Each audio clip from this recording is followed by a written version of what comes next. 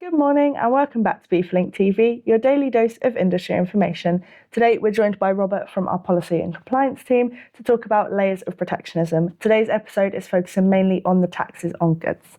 So Robert, thank you so much for joining us this morning. Fine, thank you. Thank you for asking me, Brooke.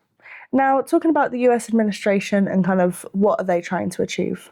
Yes, I think that's something that many people are trying to work out, to be honest.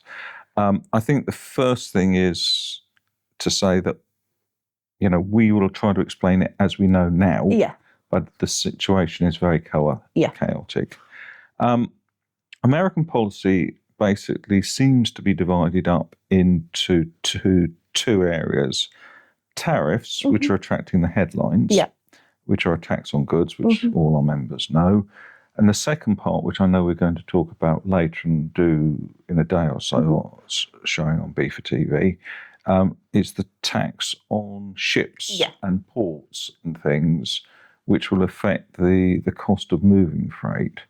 I mean, basically, this is the two strands. There is a particular emphasis of the taxes, both tariffs and shipping, on China. And that's high tariff rates on Chinese goods at the moment. So basically, if you remember Donald Trump through his election campaign, he was talking about America first. But nobody actually explained what America first meant. But now we're starting to see it. And basically, it is this. Some people would call it protectionism, to protect American industry from what are seen as cheap and not competitive, if you like. They feel they're the victims of unfair competition. And we saw it recently. He was talking about even higher duty rates on steel imports into America, and pushing up from the 25%, which we've got at the moment, to 50%. Now, this was wildly popular in America, but it is, people who believe in free trade would argue actually it's possibly not the best, but certainly it is part of this America first thing, and the concern that the American economy has been undermined by cheap foreign imports in particular, which are basically weakening the American economic base and going to lead to unemployment and things like that. So if we just focus on kind of the tariff strand that you mentioned, what are those policies at the minute? Well, basically it's to increase the duty on goods imported into America. And actually they're quite complex, because they impact every country which America trades with pretty much. And basically I think it would be useful just to look at three examples, if that's okay, to look at. And it's mainly, the main trading partners. And I'm going to look at China, the European Union, and the relationship with the United Kingdom. Now, I have to say, in certain cases, there is still a lack of clarity. All the negotiations are ongoing. And you have very big fluctuations in policy, and you get the announcement on day one, and by day 2 or 3, something's changed again. And I will say, we have spoken to some American customs brokers, and basically I don't say they're quite in despair, but they're finding it very difficult to pick things through. And of course, if you're using IT situations, you actually need to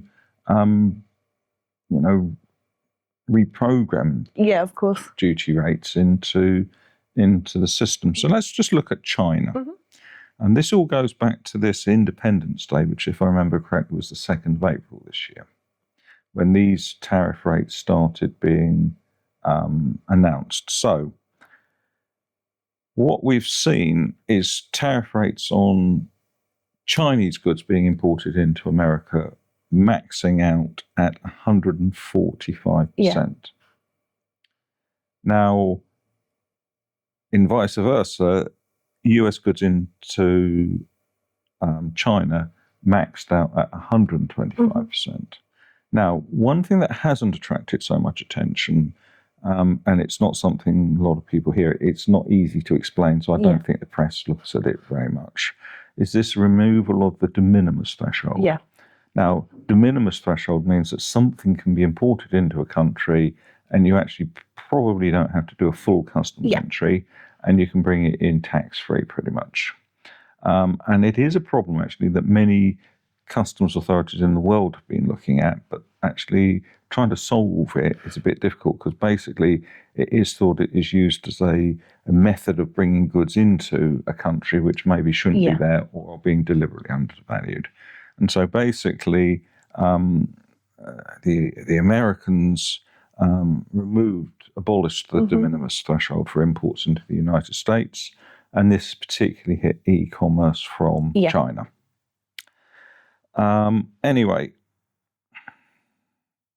after a very short time, and don't ask me how many days because I can't remember, but it was certainly no more than a week, the Chinese and the Americans agreed to trade talks.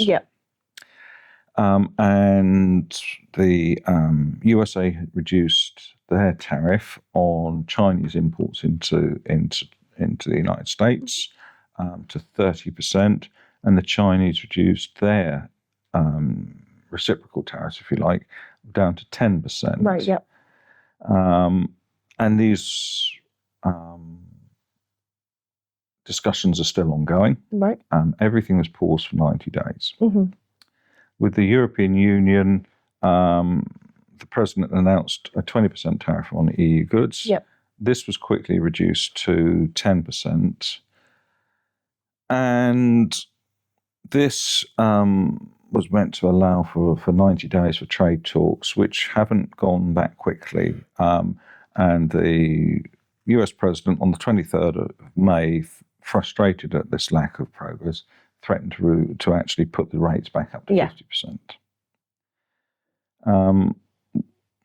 High tariff rates were imposed on the UK, but we actually fairly quickly were able to deal with America, and we were able to agree. It's a fairly narrow trade arrangement. I wouldn't call it an agreement, because we are looking at some specific things. And there was some reciprocation in this. Like, for instance, the US agreed to reduce the 25% duty rate on UK-built cars, and that was reduced to 10% based upon a quota of 100,000. Now, that's roughly how many cars the UK sends to America. Right, anyway. okay. We reciprocated by increasing the amount of US beef that could be brought into the United Kingdom from, I think it was 1,000 kilos, and we put that up to 13,000 tons. Right, okay. So that was it. And of course, then, into all of this mess, if you like, we have the ruling of the American court, which said that, I'm sorry, Mr. President, you are not able to do this off your own back. This is Congress's remit. The American president has actually certain powers to use in emergencies, and he can introduce these tariff measures for a limited length of time. And if I remember correctly, it was something like 190 days. Okay.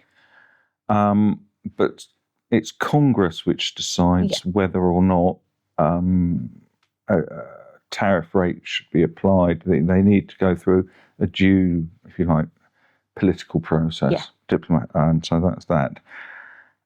It was said that it would be appealed. As far as I'm aware, we haven't had the appeal yet.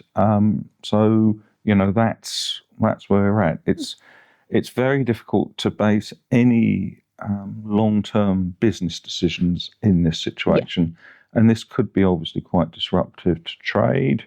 Will we have situations where, and this is something we have highlighted, if the shipment leaves